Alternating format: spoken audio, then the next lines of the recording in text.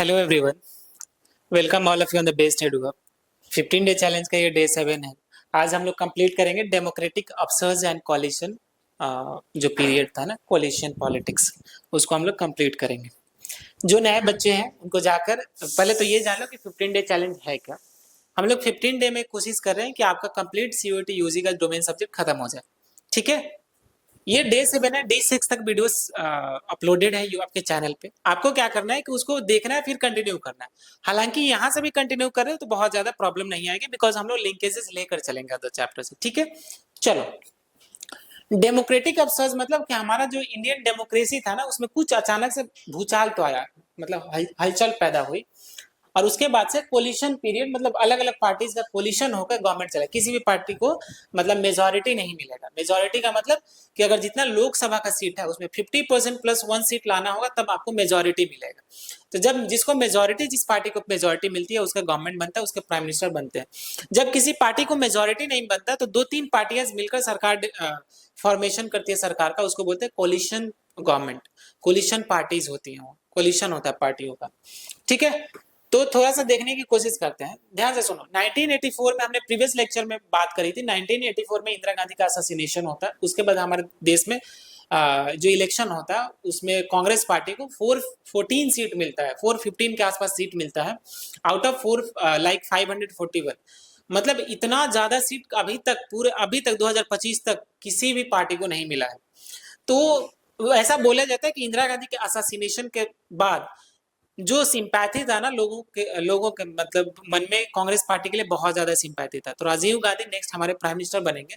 फिर जब next general election होगा 1984 में, 1989 में, 5 साल जोड़ हो गए, 1984 से 5 साल 1989 में, तब कांग्रेस पार्टी को मेजोरिटी नहीं मिलता है। ध्यान से सुनना, 1989 में क्या होता है कि कांग्रेस का जो डोमिनेंस है वो शिफ्ट होकर कोलिशन पॉलिटिक्स में चला जाता है, बिकॉज मेजोरिटी नहीं मिला। लगभग 197 सीट मिलता है। 197 सीट से तो कुछ होना है नहीं। तो इस पीरियड 1989 के पीरियड में कुछ कॉमन चीजें देखने को मिलती हैं। दैट कॉमन थिंग्स आर कि रीजनल पार्टीज का राइज होता है। रीजनल पार्टी जो रीजनल इश्यूज पर चुनाव लड़ेंगे, उन पार्टियों का उदय होता है। हम लोग डिस्कशन करेंगे कुछ एक दो रीजनल पार्टीज का, अपन कॉन्टेक्स्ट भी लेंगे। In fact caste and community based politics start होता है, बिकॉज इस पीरियड के बाद से जब ओबीसी को रिजर्वेशन दे दिया जाएगा मंडल कमीशन द्वारा, उस पर हम लोग सेपरेट चर्चा भी करेंगे। हम एक ब्रीफ ओवरव्यू ले रहे हैं कि इस चैप्टर में हम लोग करने का जा रहे हैं। तो कास्ट बेस्ड पॉलिटिक्स स्टार्ट होगा। कुछ स्टेट में वैसे पार्टी सरकार बनाएंगी स्टेट लेजिस्लेचर में जिनका उनके पर्टिकुलर एक दो कास्ट पर स्टेक्स ज्यादा है।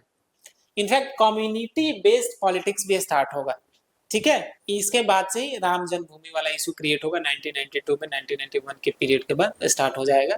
तो देश में एक प्रो हिंदुत्व पॉलिटिक्स का उदय होगा और डोमिनेंस भी धीरे धीरे एस्टेब्लिश होगा।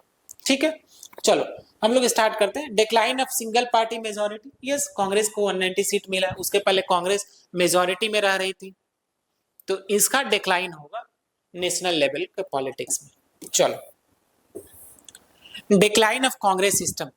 हम लोग कांग्रेस का डोमिनेंस देखा कि 1952 फर्स्ट जनरल इलेक्शन से लेकर 1989 के जनरल इलेक्शन तक कांग्रेस पार्टी का डोमिनेंस है। बट लेट 1960s में जब इंटरनल कॉन्फ्लिक्ट आने लगा, इनफैक्ट 1977 के बाद जब जनता पार्टी की गवर्नमेंट बनी थी, मोरारजी देसाई प्राइम मिनिस्टर बने थे, हमने प्रीवियस लेक्चर में ये भी किया था, तो मोर और लेस 1989 के बाद कांग्रेस का डोमिनेंस डिक्रीज हो जाता है। ठीक है, 1989 का अगर हम लोग जनरल इलेक्शन का एक ब्रीफ ओवरव्यू लें, कितना सीट किसको मिला, कौन ये बात, तो कांग्रेस पार्टी को मेजोरिटी नहीं मिला, बिकॉज मैंने चर्चा की कि 197 सीट ही मिला। ठीक है, जनता दल का राइज होगा। जनता दल एक पार्टी बनेगी, उसका राइज होगा। End of one party dominance हमने देख लिया। ठीक है, 190 सीट इसको मिलेगा, 143 something, don't go exact number, 150 किससे कम ही रहेगा जनता दल। फिर भी ये कोलिशन बना के सरकार अपना बना लेंगे। ठीक है, ध्यान से सुनना, this story is very important. Democratic phase, फिर मंडल कमीशन एंड पॉलिटिक्स। ध्यान से सुनो। अब उससे पहले ये आप लोग जान लो कि जब 1989 में कांग्रेस पार्टी को मेजोरिटी नहीं मिलेगी, तो कांग्रेस पार्टी सोचेगी कि अब हम लोगों को क्या करना है, अपोजिशन में बैठेंगे। कांग्रेस पार्टी सरकार नहीं बनाएगी, बोलेगी हम अपोजिशन में बैठेंगे। तो जनता पार्टी और इसके जो कोलिशन वाली पार्टियां थी वो मिलकर क्या करेंगे, सरकार बनाएंगे और हमारे देश के प्राइम मिनिस्टर बनेंगे विश्वनाथ प्रताप सिंह, जिनको वीपी सिंह बहुत फेमसली नाम से जाना भी जाता है। ठीक है, he will be our prime minister. In fact इस कोलिशन को बीजेपी एंड लेफ्ट दोनों सपोर्ट करेगी। ध्यान से सुनो, BJP right wing, left wing, दोनों के आइडियोलॉजी में 180 डिग्री का फासला। फिर भी ये कांग्रेस को सत्ता से दूर रखने के लिए ये लोग इस पार्टी को सपोर्ट करेंगे, इनडायरेक्टली सपोर्ट करेंगे। बीजेपी की तरफ से एल के अडवाणी, एनसीईआरटी का नोट्स, एनसीईआरटी का बुक देखना, उसमें एक ब्यूटीफुल कार्टून बनाया है कि एक तरफ अडवाणी जी है, दूसरी तरफ ज्योति बसु है और बीच में बीपी सिंह है। ठीक है, मतलब पपेट की तरह उसको कंट्रोल कर रहा है, ऐसा एक कार्टून दिया है, उसको देखना जरूर। तो BJP and left will not join government, जो गवर्नमेंट को ज्वाइन नहीं करेंगे बट सपोर्ट करेंगे उसको। ठीक है, बीजेपी की तरफ से रिप्रेजेंटेटिव होंगे एल के अडवाणी जी और लेफ्ट की तरफ से होंगे ज्योति बसु जी। ठीक है, ज्योति बसु जी। चलो, तो अब हम लोग देखने की कोशिश करते हैं लाइक मंडल कमीशन, जो मैंने बोला ना कि 27% रिजर्वेशन दिया जाएगा ओबीसी के बाद, जिसके बाद से कास्ट बेस्ड पॉलिटिक्स स्टार्ट होगा। और कुछ स्टेट्स में तो इनफैक्ट गवर्नमेंट भी बन जाएगी जो ऐसी पार्टियों की जो कास्ट पर पॉलिटिक्स करते हैं। मंडल कमीशन अपॉइंट किया जाएगा 1979 में। 1979 में अपॉइंट किया जाएगा मंडल कमीशन, 1979 में। ये देख लेना, डेट देख लेना, इट मे बी 1989। ठीक है, 1989 हो सकता है, बट डेट देख लेना एक बार। चलो, रिकमेंडेड 27% रिजर्वेशन टू ओबीसी। इन्होंने 27% रिजर्वेशन ओबीसी को देने के लिए रिकमेंड किया। कौन? Mandal commission. Mandal, BP Mandal will be the chairman of the commission, that's why Mandal commission नाम रखा जाएगा। बीपी मंडल एक फॉर्मर सीएम है बिहार के, इनफैक्ट एमपी भी रह चुके हैं। टेम्परेरी पीरियड के कुछ दौरान के लिए सीएम भी होंगे, तो वही बीपी मंडल है जो सीएम थे बिहार के। इनके अंडर में एक कमीशन बनेगा, मंडल कमीशन नाम है। डेट देख लेना, 1989 या 1979, एक बार कंफर्म कर लेना, स्टोरी इंपॉर्टेंट है आप लोगों के लिए। 27% रिजर्वेशन की, इन विच, कहां पर रिजर्वेशन? गवर्नमेंट जॉब में। जो भी गवर्नमेंट जॉब होगा उसका 27% हिस्सा ओबीसी को देना होगा। ओबीसी कौन? तो वैसे कास्ट जो सोशली एंड एजुकेशनली बैकवर्ड हैं। मतलब जब कॉन्स्टिट्यूशन बना तभी रिजर्वेशन मिल गया एससी एसटी को, बट इन 1990 डिकेड में जाकर ओबीसी को रिजर्वेशन मिला और क्राइटेरिया दो रखा गया, वैसे कास्ट जो सोशली बैकवर्ड है और एजुकेशनली बैकवर्ड। ठीक है, दिस रिकमेंडेशन की 27% रिजर्वेशन दो implemented in 1990 under the BP Singh government. Obviously Janata party, Janata Dal का प्राइम मिनिस्टर बीपी सिंह है, तो 1990 में ही इंप्लीमेंट करेंगे। अब इससे क्या होगा, जब 27% रिजर्वेशन मिल जाएगा तो देश में एक मासिव मूवमेंट होगा कि अगेंस्ट दिस रिजर्वेशन, कि why you have provided that reservation. ठीक है, ध्यान से सुनना। तो ये इस जो ये रिजर्वेशन का पॉलिसी है ना, 27% रिजर्वेशन, इसको सुप्रीम कोर्ट में चैलेंज किया जाएगा by a person Indira Sahni. Indira, just a second, Indira Sahni. तो इंदिरा साहनी केस में जब सुप्रीम कोर्ट वर्डिक्ट देगा अपना, तो बोलेगा कि yes this 27% reservation is right, उसको अपहोल्ड करेगा। बट साथ साथ एक कंडीशन रखेगा, ध्यान से सुनना, एक कंडीशन रखेगा, उसको बोलते हैं creamy layer. Creamy layer, creamy layer का मतलब क्या? सपोज करो कि ये ओबीसी का ग्रुप है, इसमें एक लेयर लगा दिया जाएगा कि अगर जिन्होंने ओबीसी का बेनिफिट ले लिया and those who are socially and educationally forward, उनको बेनिफिट नहीं दिया जाएगा रिजर्वेशन का, उनको इस कैटेगरी में रखा जाएगा क्रीमी लेयर के ऊपर। और जो बच गए, जो सोशली एंड एजुकेशनली बैकवर्ड है, उनको नीचे रखा जाएगा। दैट्स वाई जो आप लोग सर्टिफिकेट बनाते हो वो बनाते हो एनसीएल, नॉन क्रीमी लेयर का। क्लियर है? चलो, तो 1989 के बाद जब रीजनल पॉलिटिक्स स्टार्ट होगा, कास्ट बेस्ड पॉलिटिक्स स्टार्ट होगा, तो कुछ इंपॉर्टेंट रीजनल पार्टीज का उदय भी होगा। One is TDP, Telugu Desam party in the Andhra Pradesh, DMK, AIADMK. अब कमेंट में बताना ये दोनों पार्टी कैसे लिंकेजेस हैं। ये तमिलनाडु में इसका राइज होगा। शिवसेना का राइज होगा महाराष्ट्र में, SP Samajwadi party and Bahujan Samajwadi party. ये बहुजन समाजवादी पार्टी के फाउंडर कौन है? कांसीराम।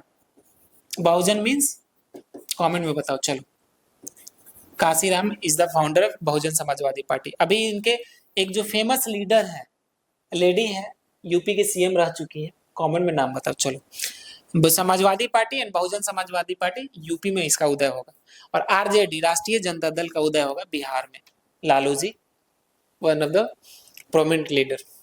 चलो, अब कोलिशन पॉलिटिक्स का थोड़ा सा पीरियड देख लेते हैं। जब 1989 में कांग्रेस को मेजॉरिटी नहीं मिला, तब कोलिशन गवर्नमेंट बना जनता दल के अंडर, जिसमें बीजेपी एंड लेफ्ट ने दोनों ने सहयोग किया।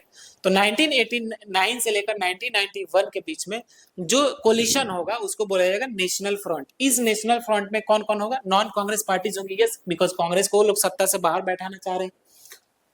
बीपी सिंह लीड करेंगे इस कोलिशन को, ऑब्वियसली विश्वनाथ प्रताप सिंह।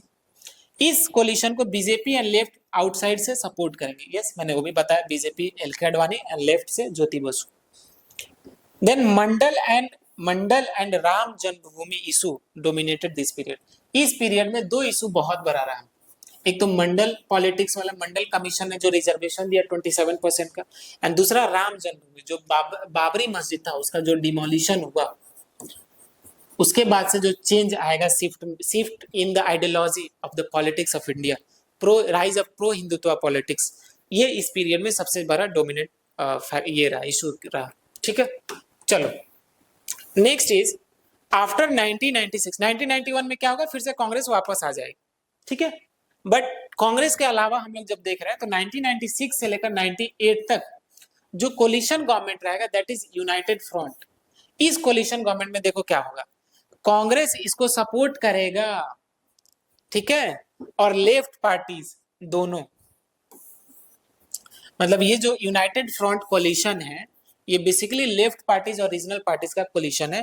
कांग्रेस, यहां स्टार लगा लो, कांग्रेस पार्टीज को आउटसाइड से सपोर्ट करेगा। अब क्यों करेगा? प्रो हिंदुत्व पॉलिटिक्स राइज हो गया तो उसको काउंटर करने के लिए जरूर करेगा। जो प्राइम मिनिस्टर बनेंगे इस पीरियड में, पहले एचडी देवगौड़ा जी होंगे या फिर आई के गुजराल जी बनेंगे। ठीक है, ये चूंकि 1996 से 1999 2 साल का कोलिशन रहा यूनाइटेड फ्रंट, शॉर्ट लिव्ड है, बट इस बीच में बहुत ज्यादा इनस्टेबिलिटी देखने को मिलेगा। ठीक है, प्राइम मिनिस्टर देखो, 2 प्राइम मिनिस्टर हो गए ना, तो इनस्टेबिलिटी के कारण ही तो प्राइम मिनिस्टर चेंज होते हैं।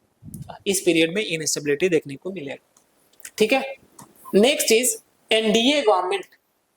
एनडीए गवर्नमेंट 1998 से लेकर, ध्यान से सुनना, 1998 से लेकर 2004 तक। अब तुम लोग बोलोगे कि ये तो 6 साल हो गए, लोकसभा का ड्यूरेशन तो 5 साल होता है। तो 1998 से 1999 तक एक सरकार आती है कम दिनों के लिए, जिसमें अटल बिहारी वाजपेयी, बीजेपी ही लीड करेगा, बट सरकार गिर जाती है। 1999 में जब जनरल इलेक्शन होगा तब फिर से बीजेपी लेड गवर्नमेंट बनेगी और कोलिशन का नाम होगा NDA, national democratic alliance. BJP और प्राइम मिनिस्टर कौन होगा? अटल बिहारी वाजपेयी, बीजेपी ही लीड करेगा।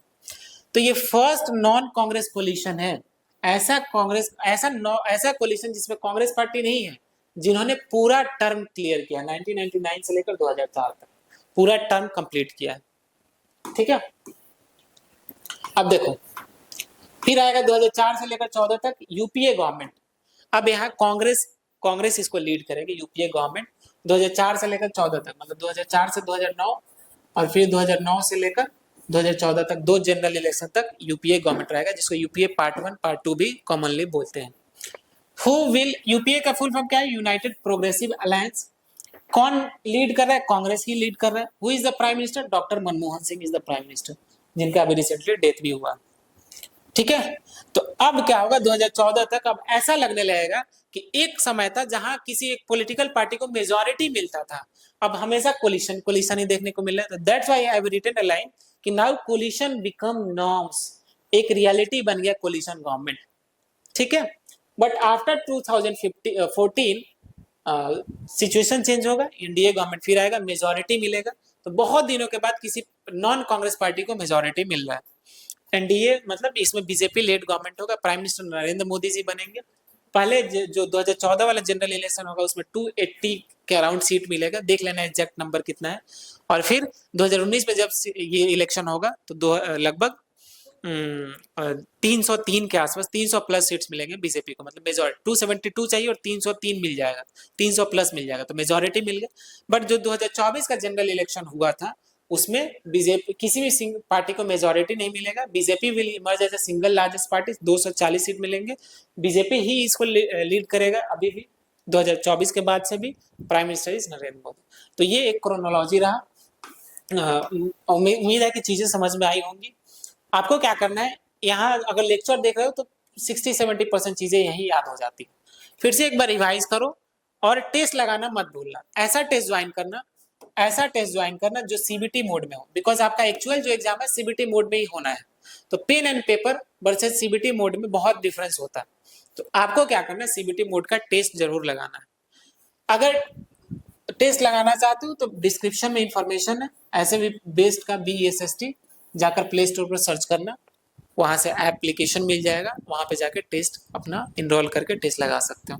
ठीक है, चलो नेक्स्ट मिलते हैं नेक्स्ट डे में, और फिर एक टॉपिक को खत्म करेंगे कोशिश करने की।